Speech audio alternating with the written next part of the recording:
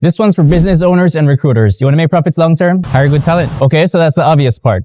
The thing is, the recruitment process doesn't really work like it used to. People crave authenticity now more than ever before. So why not just do it right the first time and save yourself money and time down the road? And other employees are starting to wake up to this, and you probably should too. But being the proactive individual that you are, you're probably not going to watch this video and do absolutely nothing about it. So why bother to hire people who will just dread coming into work every single day? The recruitment process as it currently is great for filtering out self-marketers and pretenders. Now, if you're working exclusively in sales, that works just fine. But for everybody else, we're looking for a more comprehensive package. Now, a good applicant will spend some serious time prepping for the interview, in addition to school, work, and life that's already on their plate.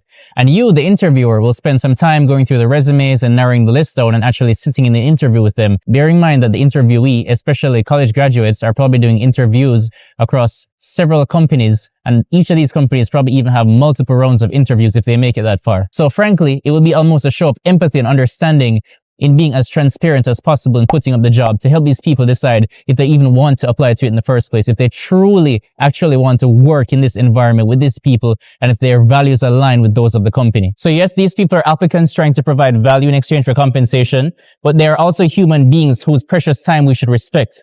And if we don't open with this kind of transparency, we can't look forward to any favorable relationships down the road. If you kick things off like this, it will actually prime the employee to come in a little bit more sly. It will be a me versus the company kind of mindset, and that's not really sustainable. You should just be as transparent as possible about what they're getting into, how long they're getting into it for, and just give them as many details as possible so they can make an honest, upfront decision about whether they want to be a part of your mission or not.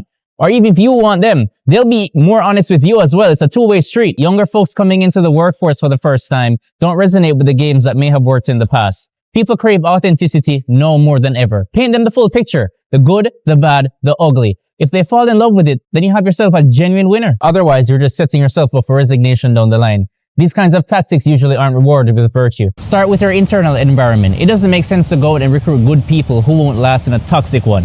So fix everything on the inside first, so you don't have to be afraid to show all the details, because guess what? You've got nothing to hide. And this recruitment style is actually highly seductive with Gen Z, and seduction is the best form of coercion. Used ethically, that is. But the point is, it's a revolution. And if you can't be the best, at least be the first. The people who made up the old rules, they're long gone. Think of all the growth you could have with driven, talented employees who actually want to stay and they have a desire to create change. Don't let it go to waste. Be a part of the history that builds humanity for the better and make profits, obviously. We're still talking business here.